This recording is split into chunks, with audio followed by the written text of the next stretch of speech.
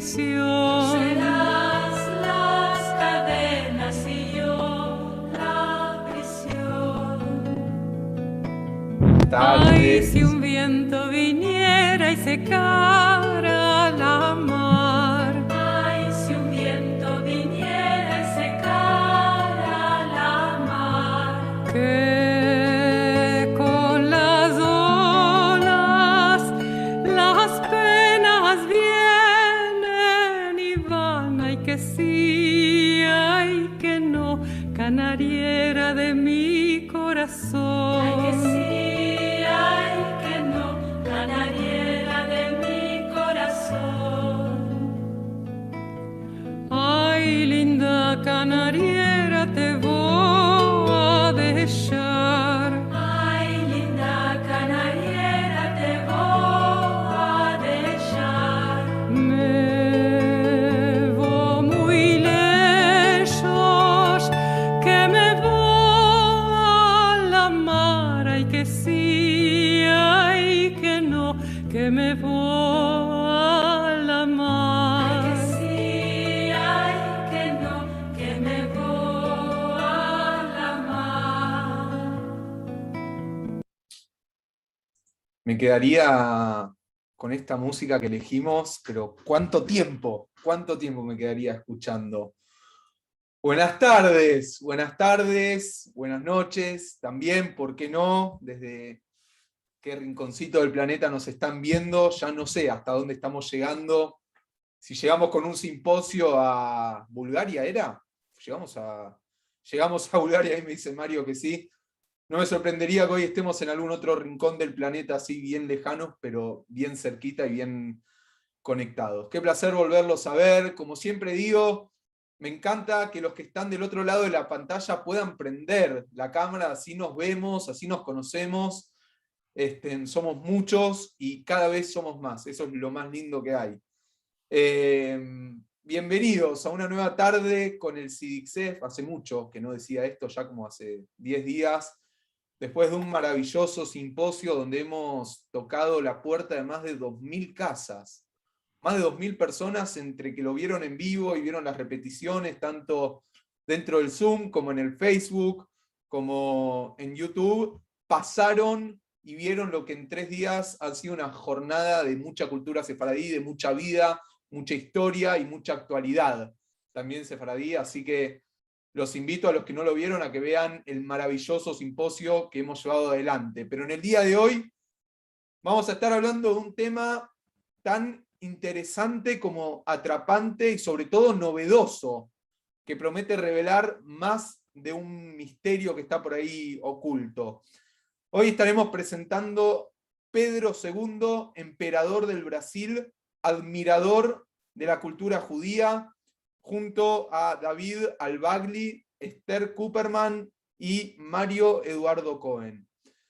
Como hacemos en cada encuentro, quiero agradecerles a todas las entidades que nos acompañan y que nos ayudan a poder realizar estos maravillosos encuentros a lo largo y ancho de todo el planeta, realmente, de todo el planeta, y ellas son la comunidad israelita sefaradí de Chile, el Centro de Estudios Sefardíes de Caracas, la comunidad israelita sefaradí del Uruguay, Centro Cultural Sefaradí de Montevideo, la Sociedad de Beneficencia Israelita Sefaradí del Perú, la comunidad hebrea sefaradí de Bogotá, FESELA, Federación de Entidades Sefardíes de Latinoamérica, FESERA, Federación de Entidades Sefardíes de la República Argentina, la comunidad Betel de Argentina, Bialik de San Fernando, Asociación Israelita, y por último la comunidad marroquí Asilva de Buenos Aires.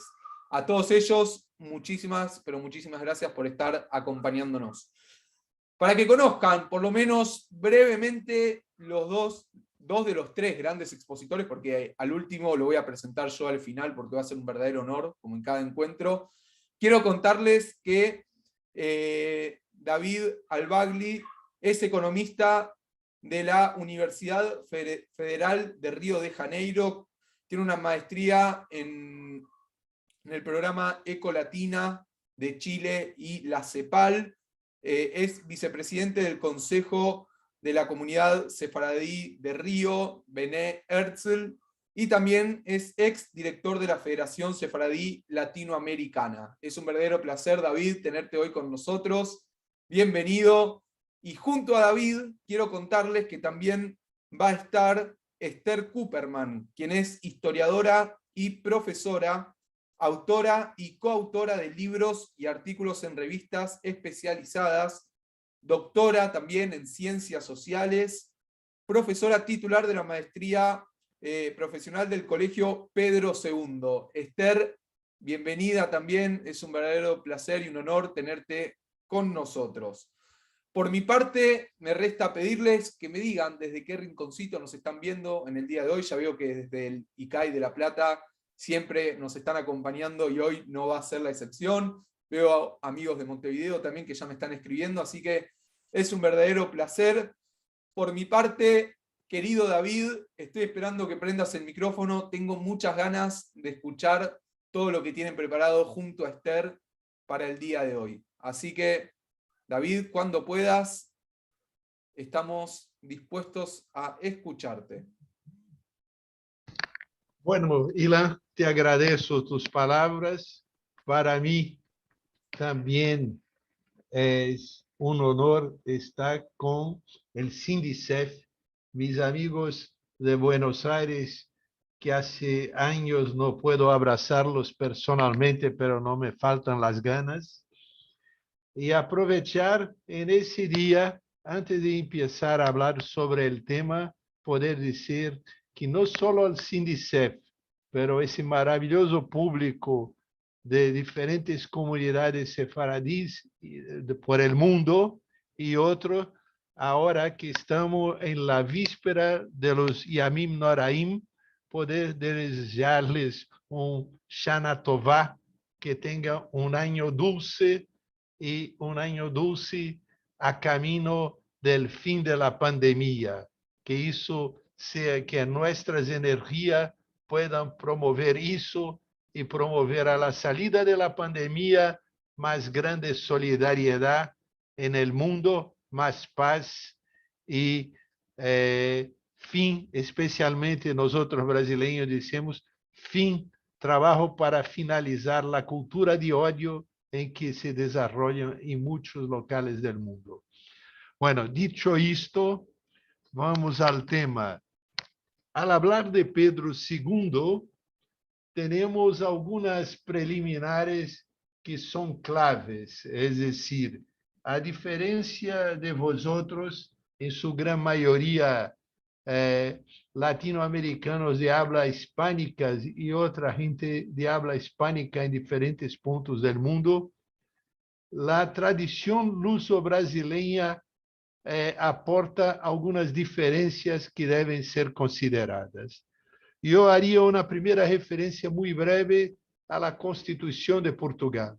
Portugal es uno de los primeros estados nacionales de Europa a se constituir en el siglo XII, aunque en su extremo sur permaneciese un reino moro, mas en el siglo XII Portugal estaba constituido y en el siglo XIII estaba completamente constituido. Ese es el primer detalle. Portugal es un reino pequeño que solo tiene dos fronteras, lo que hoy es España y el Atlántico. Y ese es el dilema que a lo largo de los siglos los portugueses vivieron. Mientras Portugal fue un reino y su monarquía se extendió a Brasil, hubo tan solo 3 casas reales, 3 familias a serem consideradas. Portugal se desmembra del Reino de León por conflito quase entre padre e hijo y lo constituye el primer soberano, Don Afonso Henrique. Entonces él cría la primera dinastía, la dinastía afonsina. Pero Portugal siempre tuvo bajo el llamado el risco de Castilla. Siempre la sombra de Castilla se proyecta sobre Portugal y los conflictos se repiten. Y en un determinado momento hay una vacancia y una amenaza castellana, y delante de esa amenaza castellana y ausencia de sucesión a ese tiempo masculina al trono de Portugal, un hijo a la época llamado ilegítimo del rey Pedro I de Portugal, Pedro I de Portugal, siglo XIV, 14 para 15, asume el trono apoyado por la base burguesa. Se divide la sociedad, él tiene apoyo de la burguesía surgente en Portugal, alguien que tiene el título del mestre de Avis. Y el mestre de Avis asume el trono con el nombre de Juan I de Portugal. Por otro lado, antes de llegar al trono, tiene un caso con una judía de nombre Isabel. Y de esta relación surgen dos hijos. Cuando él hace un casamiento nobiliárquico con una noble de Lancaster, él incorpora sus dos primeros hijos anteriores al casamiento nobiliárquico à vida familiar. E quando incorpora a este filho, um varão e uma hembra, a esse hijo, ele dá-lhe o título de Duque de Bragança. Esse é o primeiro Duque de Bragança. Atenção, porque a partir desse momento, hasta o fim das monarquias portuguesas e a fim da monarquia brasileira, a portuguesa já no século XX, a brasileira no fim do século XIX, essa família, o príncipe herdeiro será sempre o Duque de Bragança. Bom, então essa é uma primeira curiosidade que temos que ter em conta a entender isso. A presença judia un poco científica, un poco legendaria en el surgimiento de la dinastía Braganza. La familia Braganza supuestamente descende de una judía de nombre Isabel, del norte de Portugal. El segundo aspecto que Pedro II, Esther abordará mejor isso, es un hombre muy atípico porque él es huérfano de Brasil. Cuando tiene 1 año, su madre, que era una Habsburgo, muere.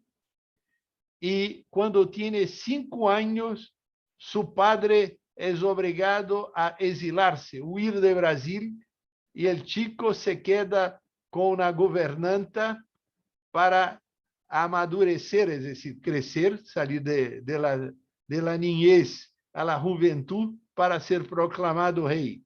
Entonces, es criado, es como una criatura de Estado, criado isolado de madre que ya no tenía, del padre que fue exilado, pero el padre también muere cuando él tiene 8 para 9 años, entonces no tiene padre ni madre y es preparado para sentar en la silla real. Con esa condición, su foco psicológico es el marco del país. Segundo aspecto que será mencionado por Mario es su dedicación a la cultura. Muy chico, niño, todavía con menos de 9 años, ya dominaba el francés e inglés y ya se interesaba por otras lenguas. Efectivamente, quando passa a juventude, é um interessado em línguas exóticas, não só as línguas orientais, como o hebreu, o árabe ou o sânscrito, pero também línguas autóctones del país, como el tupí, de una etnia grande en Brasil antes de la llegada portuguesa, y hasta el provenzal. Recién en estudio descobrí que su dominio sobre el provenzal es grande, tanto que llevaba a publicar un libro sobre poesías del Comtat, que son poesías hebreas provenzales de la zona de Avignon, en Francia, que eran territorios papales. Entonces, importante adelante, pero él siempre justificaba públicamente que su interés en el hebreo, afuera su interés por la cultura del Oriente, tenía a ver también con traducir trozos de la Biblia para conocer la origen del cristianismo. Entonces, en realidad, podemos suponer lo que cada uno quiera suponer, pero lo que hay es el discurso público y la actitud que esa dedicación al hebreo tenía conexión también con su manera de ver el cristianismo. Eso me parece un buen ejemplo del secretismo judío dentro de Portugal. Pero eso es una opinión muy peculiar mía. Soy muy atrevido, al medio de dos historiadores, estar comentando eso. Pero sin esa provocación, ellos no estarían tan estimulados a avanzar. Entonces, con eso paso para nuestra compañera Esther a hacer con su competencia el marco histórico de la monarquía brasileña. Esther, por favor. Está desconectada, Coné. A palavra mais comum, está desconectada. E agora? O microfone. Bueno. Bom, eu vou falar em português porque eu não gosto de portunhol. Estou aprendendo espanhol. Brevemente falarei em espanhol. Mas eu prefiro falar em português porque me torno mais claro. Então, vou falar despacito, ok? Tá. Primeiramente, eu queria agradecer o convite e dizer que eu sou uma askenazia infiltrada aqui nesse lobby sfaradi, mas me sinto bem, me sinto muito bem acolhida, etc. E desejar a todos um Shana Tová, que o mundo possa superar todas as dificuldades sanitárias e a intolerância que cresce muito rapidamente, fruto dessa crise que nós estamos vivendo, né? Bom, eu vou falar um pouco do entorno do imperador Pedro II, ou seja, o que cercava, a situação em que ele vivia. Só uma coisa, vocês estão entendendo o que eu falo? Todo mundo entende o que eu falo? Bem despacito?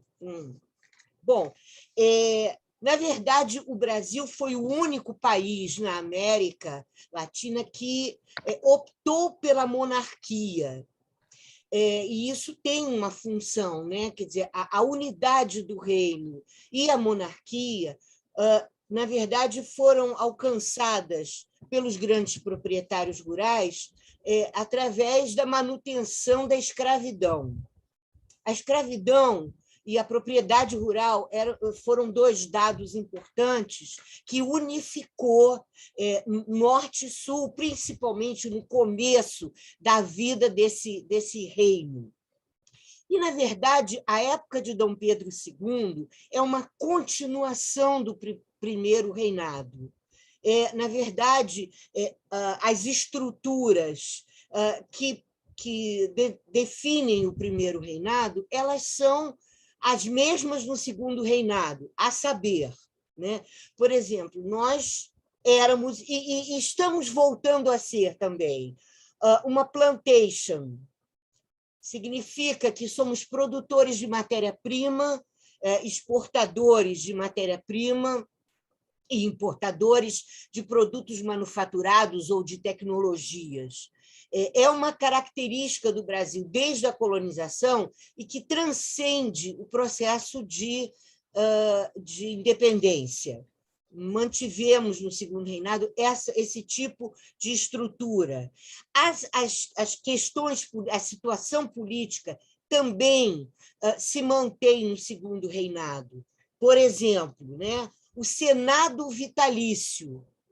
Os senadores eram indicados por Dom Pedro e pelo imperador, e eles eram vitalícios. Uma outra coisa importante, que também é fruto da unidade entre os grandes proprietários, é o voto censitário.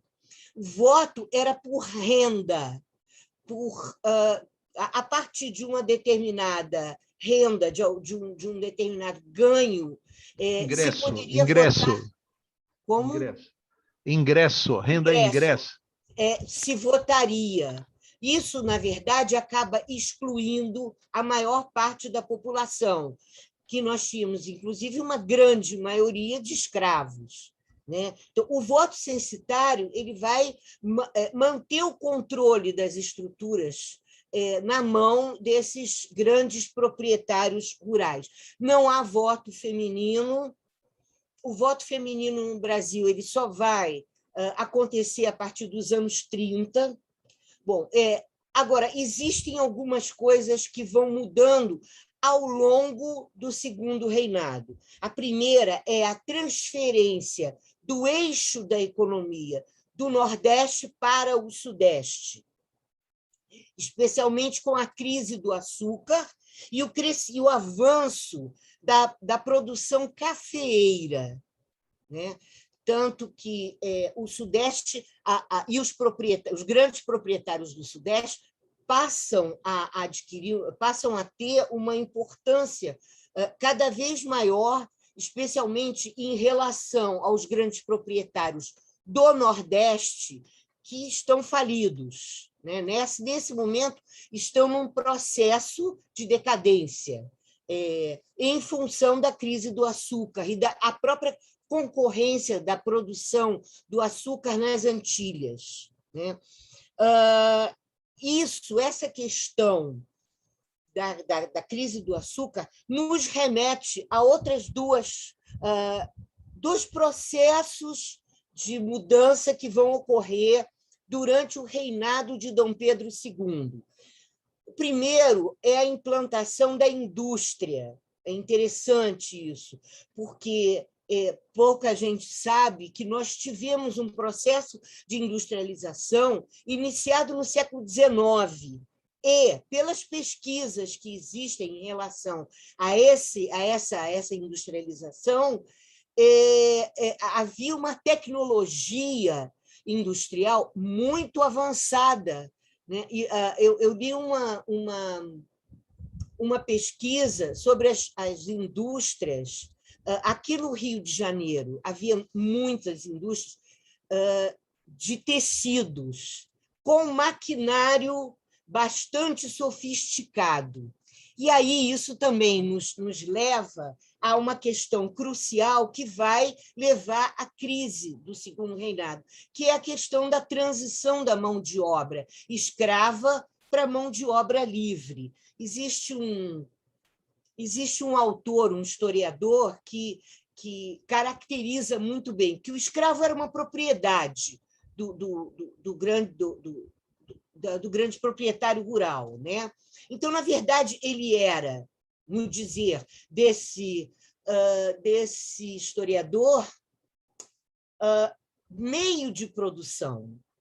Ele era como uma máquina, se adquiria o escravo. Né? E ele vai, dentro desse processo de transição, ele deixa de ser um meio de produção e passa a ser uma força produtiva. Ele vai, inclusive, nós vamos encontrar a mão de obra escrava, inclusive nas indústrias, isso no século XIX. né? Ele passa, quer dizer, ele começa a trabalhar na indústria, inclusive enquanto escravo, mas dentro desse processo ele se transforma em mão de obra e não mais em meio de produção. Esse é um processo importante porque ele vai gerar uma ruptura. Essa transição da mão de obra escrava para o trabalho livre vai gerar uma ruptura que é justamente a crise do Segundo Reinado.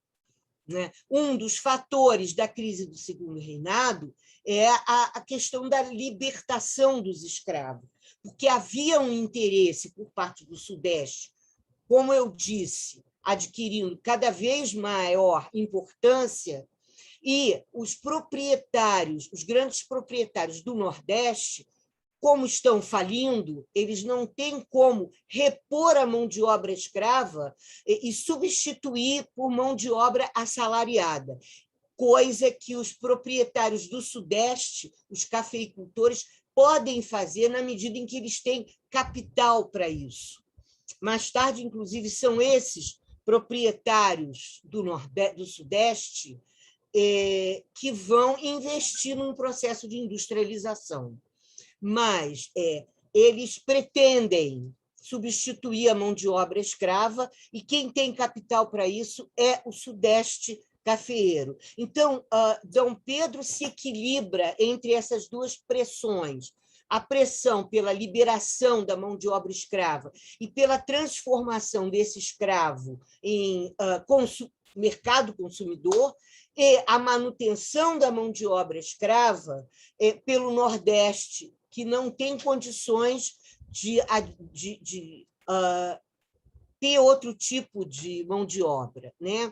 Essa ruptura é uma ruptura que vai gerar uma diminuição das bases que sustentam a monarquia. Né? E é nesse sentido, quer dizer, é nesse entorno, nesse complexo entorno que Dom Pedro vive.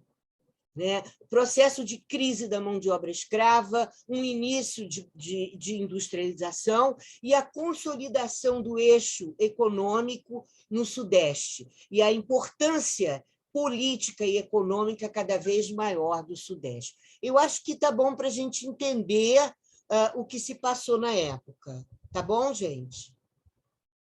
Alô? Sim? Alô? Tá bom? Tudo bem. Eu passo, então, a palavra... Vamos seguir. Como você perguntou, queria deixar à vontade. Muito obrigado. Muitas gracias, Esther. Seguimos adelante. Espero que nuestros oyentes no hayan tenido problemas con la lengua luso-brasileña. Bueno. Vamos chamar de língua ibérica, por favor. Sí, y lengua ibérica hay muchas. Solo España tiene 4 lenguas legales, ¿no? Utilizadas en su interior. Bueno, ahora yo creo que fui mirando la hora y como tenemos también la palabra de Mario, yo creo que en ese momento es mejor pasar directo a Mario y después comentarios finales después de las preguntas. Mario, por favor.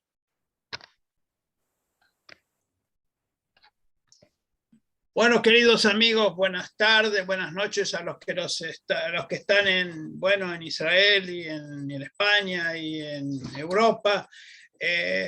Reitero, como mis colegas, mis deseos de Shana Tová y de añada buena para todos y que la pandemia termine y terminen todos sus males.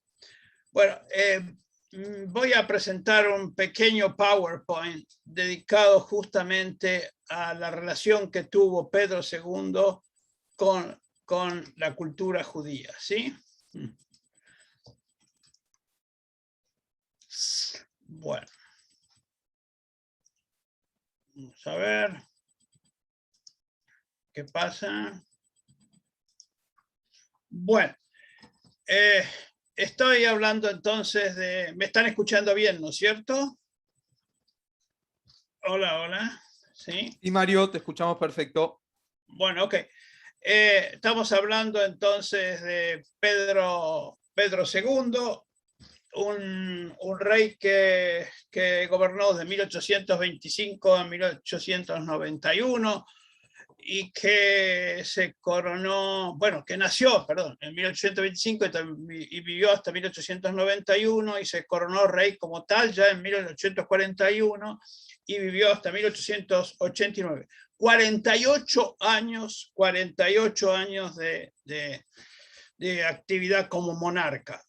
Les recuerdo, en ese mismo momento, cuando reinaba Pedro II en Brasil, América española se desarmaba y justamente Brasil crecía. América española era, bueno, las diferencias, las fracciones de origen, las diferencias, las distancias, etcétera, hicieron que la América española se dividiera en 10, 12 estados, mientras que Brasil crecía, en parte gracias a Pedro II y toda su actividad de monarca. Aquí lo vemos, una imagen nada más para mostrarlo a Pedro II y sus dos hijas. La famosa historia, para contarlo como chisme, es que se casó por poder con Teresa Cristina. Le mandaron un cuadro donde le mostraban que era muy bonita, y finalmente no era bonita, era petiza, era fea y todo. Bueno, y tuvo que aguantarse la esposa durante muchísimos años. Después, al comienzo, la desechó y finalmente la empezó a querer con el tiempo. Bueno, es un detalle cómico, pero que, bueno, lo muestra en su vida privada. Bueno, Leopoldina lamentablemente falleció. Sé que la única hija que le quedó a la familia es Isabel, que después fue una especie de regente.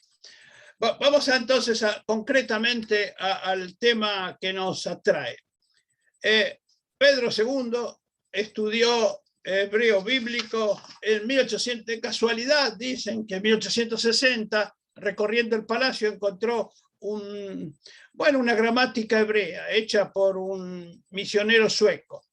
Bueno, se le ocurrió, le interesó y ahí empezó su estudio. Durante 30 años estudió el hebreo y no solo no solo lo hablaba, también tenía redacción creativa y era su idioma preferido, según algunos de los historiadores. Acá vemos un texto donde él escribe en hebreo, en el costado, la traducción. Adelante. Uno de sus biógrafos fue el rabino Benjamín Mosé. Dijo esto al fallecer Pedro II. Pedro II era un conocedor a fondo del hebreo. Ciertamente hablaba más fluido la lengua que nuestros hijos de Israel. No solamente amaba nuestra lengua, nos amaba a nosotros, elogiaba las virtudes de nuestro pueblo y se indignaba con el antisemitismo. Hay una anécdota famosa que Pedro II recibe en un momento dado a judíos de Alsacia y Pedro II les habla en hebreo y nadie le contesta. Entonces Pedro II les recrimina y les dice: ¿cómo puede ser que ustedes, judíos, no hablen la lengua de sus ancestros? Esta frase me recordó nada menos la más famosa frase de Eliezer Ben Yehuda, el recreador del hebreo moderno, ¿no? La frase de Eliezer Ben Yehuda es: Ibri, daber ibrit. Pedro II había dicho algo parecido respecto a los judíos en aquel momento, ¿no? Que cómo es que no hablan la lengua de sus ancestros. ¿Cuántos judíos había en Brasil en el siglo XIX? Apenas se calcula que había 2.300 2.309 judíos, una población de 10 millones de brasileños. Ya había judíos marroquíes en el Amazonas y un grupo de judíos alsacianos. Lo interesante es que Brasil, desde el siglo XIX, había una relativa libertad religiosa y podían los judíos, digamos, una cierta tolerancia. Muchos de los judíos recibieron la ciudadanía, cosa que no ocurrió en la América hispana. A ver, vamos a seguir con otro tema. Pedro II condecoró a varios judíos, ¿sí? Entre ellos al coronel Francisco León Con, teniente coronel de la Guardia Nacional y que fue el primer batallón que luchó en la Guerra del Paraguay. Abraham Baruel, por sus servicios humanitarios en la epidemia de viruelas del Amazonas, y por lo menos 6 judíos. Llama la atención que esta condecoración se llama la Rosa Rosa, tiene, dice, amor y fraternidad, y fue elaborada por Pedro I, el padre. Pero son 6 puntas, ¿no? Es curioso.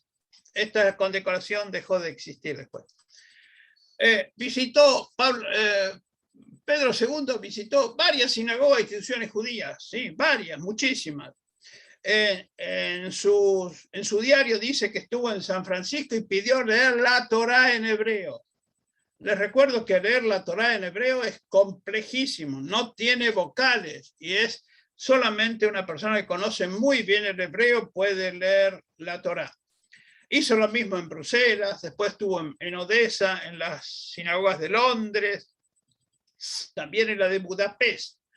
Los feligreses dijeron en la de Budapest, este no es un emperador, es un rabino milagroso. Esta es la Central Synagogue de Londres, donde estuvo en su momento Pedro II. También estuvo en Kabbalat Shabbat en el muro occidental, ¿sí? Decía en su diario personal, voy al Monte de los Olivos para ver a los judíos orar en las murallas del templo, ¿sí? Y así como eso, miren, una de las características de Pedro, que ya lo señaló David, fue traductor de textos judaicos. Tradujo partes de la Torá al latín, entre ellos el Cantar de los Cantares, Isaías, Eclesiastés, el libro de Ruth y el libro de Job. En 1891 publicó un libro en francés con traducción de poesías judaicas. Es interesante, Nahum Sokolov, ¿se acuerdan que fue uno de los grandes dirigentes sionistas que hubo en el siglo XIX? Dijo de Pedro II, ¿cómo puede ser que nuestros sabios y nuestros escritores no se han ocupado de traducir las poesías judaicas y tuvo que ser Pedro II, un emperador de Brasil, el que las haya traducido? Bueno, en sus últimos días tradujo un libro de gramática al francés y la canción famosa Haggadah, que es la canción de Pesach. Ustedes saben la canción de Pesach. Y también tradujo versos de Camões al hebreo. Pedro II, ya en el exilio, comenta respecto a esta traducción, ¿sí?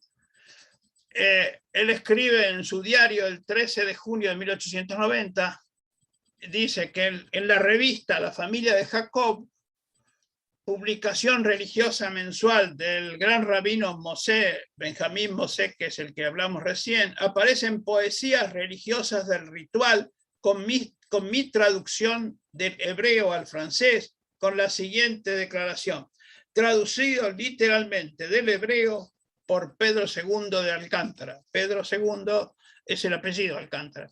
Se está refiriendo a sí mismo que él toma, que dice que en esta revista aparece que ha aparecido estas poesías religiosas y con su traducción.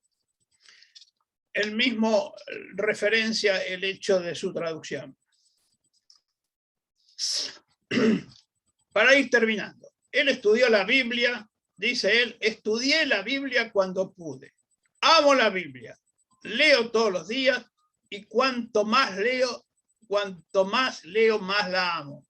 Esto lo decía en su diario personal. Es decir, uno de los orígenes de este interés profundo por el judaísmo está en la Biblia hebrea. Acá hay una cosa interesantísima. Vamos para atrás, a ver, la primera biografía que se escribe sobre Pedro II la escribe un rabino, el rabino Benjamín Mosé. Y lo interesante es que ahí ustedes ven en letra muy chiquitita, frases respecto al emperador de Brasil, de Charles Darwin, de Víctor Hugo, de Gladstone, de Lamartine, etc. Personalidades de primer orden mundial escriben en ese momento referencias sobre la vida de Pedro II. Después, ese libro de Benjamín Mosé fue traducido después al portugués. Y ahora está en internet, si alguien lo quiere ver. Bueno, ahora para ir terminando, me pregunto, y les pregunto a ustedes, y les digo que a ver qué reflexiones hacen ustedes. ¿Por qué de su admiración por la cultura judía? Esto es una pregunta que me hago y espero que ustedes también se la estén haciendo. Se me ocurrieron varias. Primero, el hecho de que fue una persona, un joven que sin padres y que vivió estudiando toda su vida y que, el hecho ese del estudio lo llevó al hebreo y a la cultura judía, pero también puede ser como católico por su interés en las fuentes del catolicismo. El catolicismo en 2000 años se fue alejando de las fuentes originales del Antiguo Testamento. Y según esta Oliveira Rapanelli, que es una de las, escribió una tesis sobre él, esta fue la causa central por el interés por el tema judío. Otra es por su devoción a la Biblia hebrea, el interés profundo que despertaba la Biblia en su origen. Otra quizá puede ser por su interés por todo lo oriental y todo lo exótico. Y en esto recuerdo mucho a Borges, en el sentido que, Borges lo llevó a ser un gran escritor, y Pedro II era un político, pero todo lo oriental y todo lo exótico le llamaba la atención. Otro factor por el cual se interesó mucho por la temática judía es la amistad que tuvo con Benjamín Mosé y con otros intelectuales judíos, quizá, ¿no? Otro puede ser por su pasión por las traducciones. Vivía traduciendo. Y les pregunto a ustedes, ¿qué otras opciones creen ustedes que pudo haber tenido Pedro II para interesarse en la cultura judía? Ahora les cuento algo, el milagro de la salvación de la Torá de Pedro II. ¿Qué es esto del milagro de la salvación de la Torá de Pedro II? Pedro II le regalaron, no se sabe en alguno de los viajes, una Torá completa. Y estaba en el Museo Nacional de Brasil, esta Torá. Ocurrió que se incendió, fue uno de los grandes desastres culturales del siglo XXI. La verdad es uno de los... una lástima. En septiembre del 2018, un gran incendio destruyó el Museo Nacional de Brasil, en el que se encontraba habitualmente el rollo de Torá de Pedro II. Así que en primer momento se supuso que también que se había quemado. bueno, justamente el Museo Nacional de Brasil era el palacio de Pedro II, en origen, ¿no? Pero el antiguo rollo de Torá de Pedro II había sido retirado previamente para su restauración. Y él continúa vigente y no se quemó. Entonces, bueno, podemos interpretarlo un milagro, podemos interpretarlo la realidad. La realidad hizo que lo tenemos, ha pervivido otros, espero que se pueda seguir perviviendo otros miles de años. Antes de cerrar, les cuento qué dijo uno de sus biógrafos y amigos del emperador respecto a Pedro II. Su majestad se destacó y grabó su nombre en letras luminosas en la historia y el corazón del pueblo del Dios de Abraham. Decenas de miles de hijos de Israel recordarán a su majestad Pedro II por la gran honra que confirió a este antiguo pueblo al haber estudiado su lengua. Efraín Deinar. ¿Sí? Reitero las frases porque son muy interesantes. Su majestad se destacó y grabó su nombre en letras luminosas en la historia y el corazón del pueblo de Dios de Abraham. Decenas de miles de hijos de Israel recordarán a su majestad Pedro II por la gran honra que le confirió a este antiguo pueblo al haber estudiado su lengua, palabra del biógrafo Efraín Deinar. Muchas gracias. Fin de la presentación. Escuchamos las preguntas. Muchas gracias. Hola, cabo Mario. Te voy a pedir, por favor, si dejas de compartir pantalla, si nos volvemos a ver entre nosotros. Yo quiero preguntar, antes de pasar a las preguntas, si David o Esther tienen algún comentario más para hacer, o si prefieren que pasemos a las preguntas. A ver si David, ahí se activa el micrófono. Activate el micrófono, por favor.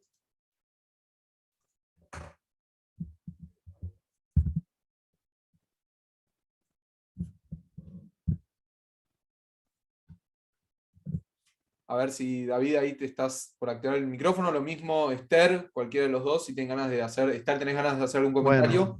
Bueno, estoy apto. Bueno, ahí está, David. Yo creo que las preguntas que muy oportunamente Mario se puso son cuestiones de provocaciones para respuestas históricas importantes. Entonces me arriesgo a algunos comentarios adicionales a partir de esas provocaciones intelectuales. La primera es que seguramente, en primer lugar, el monarca, un monarca cristiano, era una persona, como se dice en francés, avant le temps, más que una apreciación de la vida judía, no es que no la haya, pero era una persona avant le temps para mirar su mundo y sus relaciones. No condicía con otras estructuras de poder, sean monárquicas o no monárquicas, en ese punto de vista. Mário se referiu à professora Raffanelli. Ela suscita um tema interessante. O livro de poesias, em hebreu, Contadim, como já disse, o Contad era uma zona, terras papales dentro da geografia francesa, pero não pertencia à França. Foi incorporada à França em la Idade Moderna.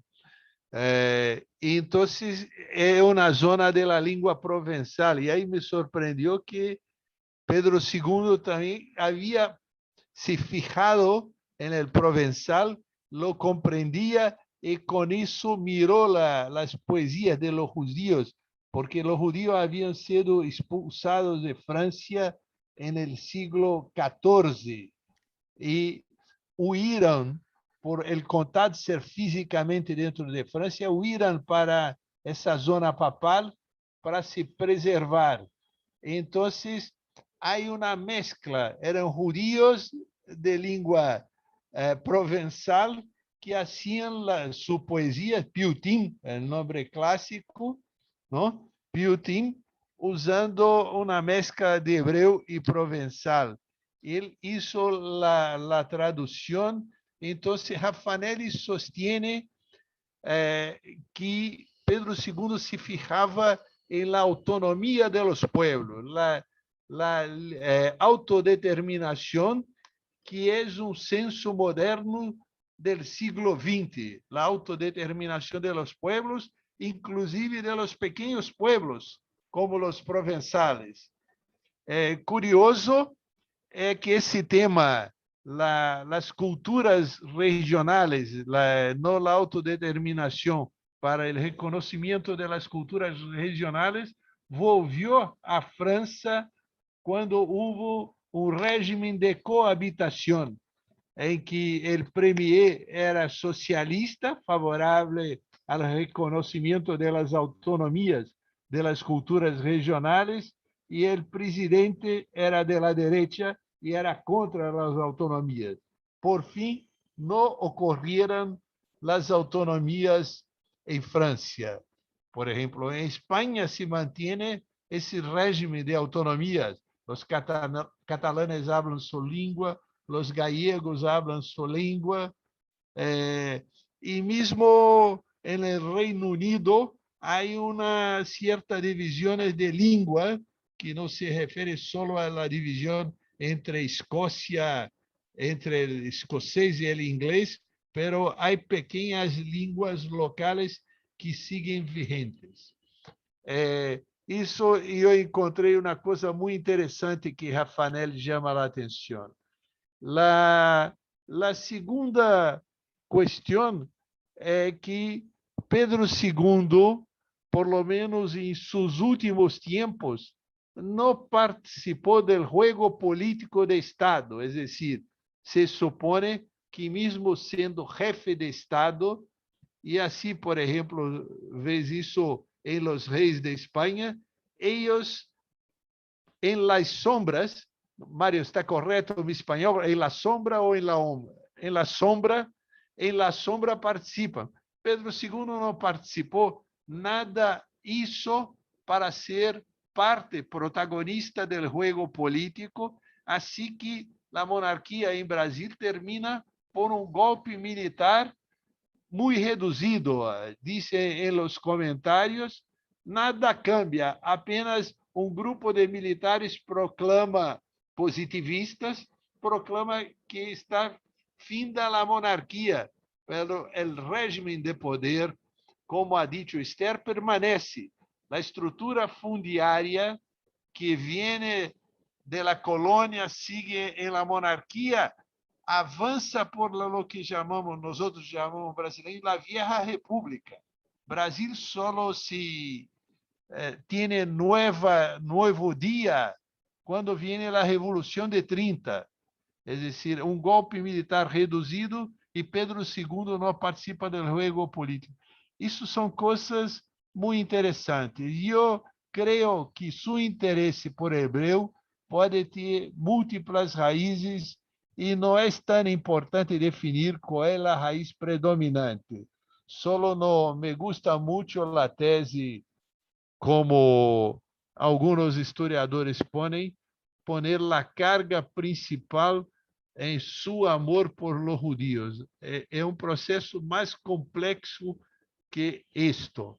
É um processo de múltiplas causas e talvez sua amistade com Alexandre Herculano. Vocês conhecem Alexandre Herculano?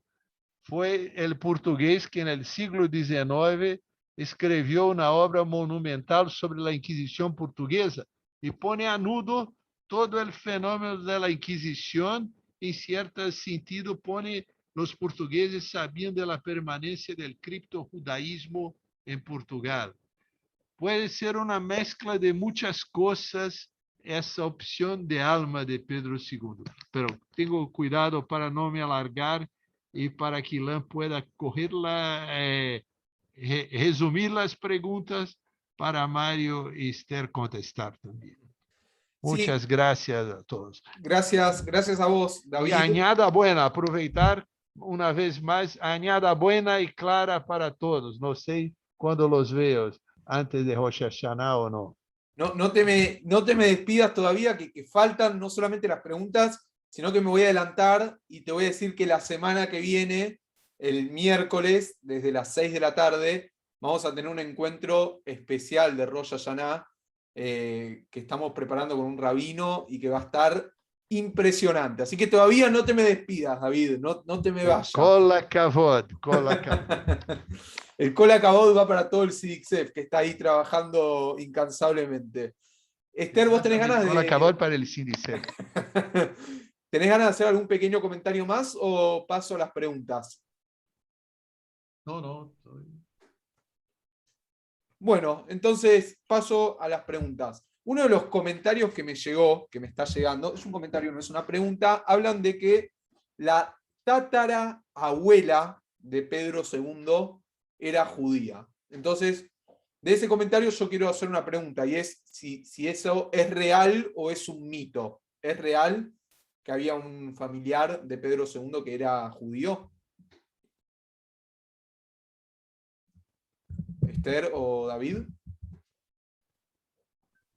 Bueno, en realidad eu acho hay que una ascendencia judía, pero estamos hablando Pedro II, nacido en el siglo XIX. La Casa de Braganza tiene una raíz judía real o legendaria en el siglo XV, el comienzo del siglo XV. século XV, sim. Muy bien, interesante. Otra de las preguntas va a mezclar un poco de historia con la actualidad. A ver qué pueden decirme de esto. Dicen, ¿se puede afirmar que en Brasil hay menos antisemitismo que en los países de las antiguas colonias hispanas? ¿Puede ser justamente por el legado de Pedro II eso? Esther? Oi, eu não creio. Eu acho que a questão do antissemitismo, quer dizer, eu acho que no Brasil temos bastante. Inclusive, nós tivemos aqui a presença do Tribunal da Santa Inquisição, né? Que foi um fator gerador de preconceito contra a cultura judaica. Isso eu estou falando durante a colonização. Nós tivemos aqui, enquanto colônia de Portugal, a presença do tribunal e muitos judeus que vieram para cá em busca de liberdade foram pegos, né? E pegos professando a religião judaica, né? Então, eu não creio que exista menos antissemitismo no Brasil do que nos outros países de língua espanhola, né? Nos outros países da América Latina. Eu acho que se equilibram. Os fatores são diferentes, mas eu acho que se equilibram. Né? Ilan. Sí, por favor, David. Esther ha dicho muy propiamente, os fatores são diferentes e o momento do siglo XX é um momento totalmente distinto. Pero eu queria ressaltar uma coisa muito interessante e tenho uma obrigação, um dever de honra. O país mais pró-semita, pró-judío de Europa é Portugal. En Portugal, por várias razões, quando a crise, o Marquês de Pombal termina com a distinção de sangue, praticamente liquida o Tribunal de la Santa Inquisição, porque ao largo do tempo o conflito vai se estreitando. Em 1821, em la Revolução del Porto, é extinta formalmente a Inquisição, formalmente, e Portugal, surge à luz toda essa melange, essa mescla de sangre de judíos dentro de Portugal, especialmente al norte. Entonces, Portugal es no solo un país que no hay antisemitismo como sus vecinos europeos, como además la comunidad islámica de Portugal es de extremo oriente y no tiene la marca fuerte que tiene, como dicen los judíos portugueses, las comunidades del Magreb o las comunidades del Medio Oriente. Disculpe si alargué la respuesta, pero es un deber de honra y el presidente Mário Soares, en 1989, en el pueblo histórico de Castelo de Vide, ha pedido, y eso es más fuerte que la reconciliación española, él ha pedido como presidente, jefe de Estado, disculpas públicas al pueblo judío. Y yo tengo una cosa que me da mucha honor y alegría, es poder estar representando la Confederación Israelita de Brasil, no en 89, pero 40 años después, junto con el hijo de Mário Soares, marcando la ceremonia de 40 años del pedido de disculpas en el mismo pueblo de Castelo de Vide. Eso fue muy fuerte. Como Portugal, como cuestión de Estado, en 1996, pediu desculpa a los judíos, convidando al presidente de Israel, que se hizo representar por el presidente del Knesset en Lisboa. También estuvimos allá. Si me dejas un minuto nada más, es una opinión personal, pero yo creo que Brasil, por ser una sociedad multiétnica y en la que el catolicismo no es, si bien es importante, no es totalmente el centro, existe una gran cantidad de iglesias protestantes, etc. Creo que Brasil es tradicionalmente menos antisemita que los países hispanos, que tienen una tradición católica fuertísima durante siglos, hasta la época del Concilio Vaticano II, era oficial la acusación de deicidio, así que mi opinión es que Brasil debería ser, o supongo que hasta debe haber más filosemitismo que antisemitismo. Es una opinión de afuera, pero ustedes son los que saben. Mário, aprovecho que te quedaste. Esther, ibas a decir algo, discúlpame. Mário, eu discordo um pouco de você. Eu não acredito que exista menos antissemitismo no Brasil. Eu acredito que existe, tanto quanto. Eu acho que não existe uma maneira de comparar ou de mensurar o menos e o mais. Eu acredito que existe um antissemitismo forte, mas que no Brasil se manifesta de maneira totalmente diferente do antissemitismo nas regiões de colonização espanhola, por exemplo, né? Então, não se consegue mensurar, mas se consegue ver que ele existe e ele é muito forte. A gente não pode esquecer que o antissemitismo é um fenômeno irracional, né? Ele não é nós vivemos tentando combater o antissemitismo a partir da racionalidade, quando, na verdade, o antissemitismo não tem essa racionalidade que nós damos a ele. Então, assim, é a partir dessa ideia de irracionalidade que nós começamos a entender as características do antissemitismo no Brasil. Bien, valga la aclaración. Y quiero cerrar con una pregunta para los tres, porque está un poco presente el tema latinoamericano, y si bien Mário hizo referencia al contacto que tuvo Pedro II con sinagogas en Estados Unidos y en Europa.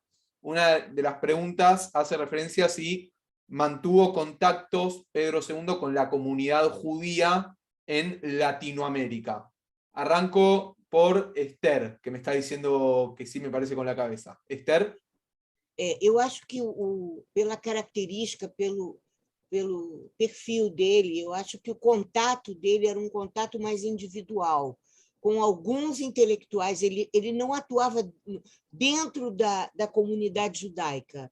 Ele tinha excelentes relações com alguns intelectuais da comunidade judaica, pelo próprio perfil de Dom Pedro II, né? Ele não era um homem de atuar em grandes grupos, né? Ele era um intelectual, né? E ele preferia estar entre os seus, né? É isso. Bien. David, ¿algo para agregar respecto a la pregunta?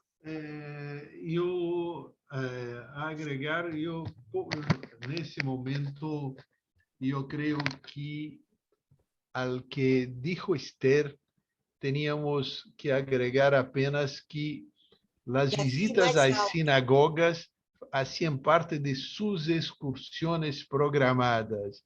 Yo no conozco excursiones de Pedro II por países de América Latina. Y para dentro de Brasil, valen los comentarios de Esther. Él no, como jefe de Estado, no jugaba muy propio ir a una ceremonia, ya que el Estado tenía una iglesia oficial.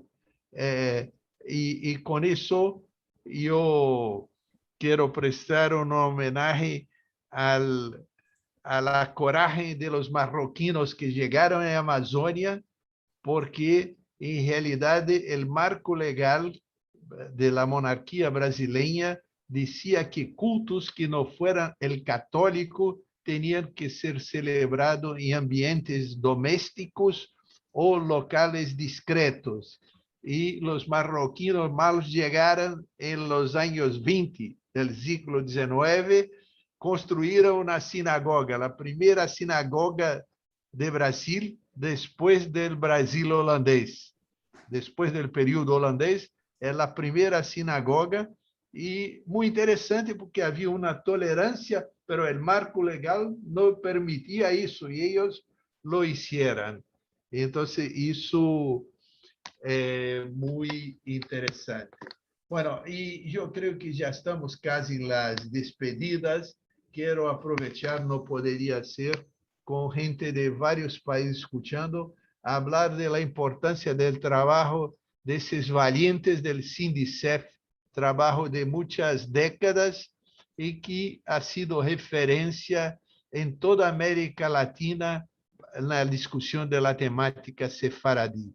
Eso nos hace calor a la alma, hace calor al corazón. Y quiero con eso al fin, no solo una vez más agradecer la invitación, pero prestar un homenaje al Sindicef, a esa comisión gestora de tanto trabajo y de tanto brillo.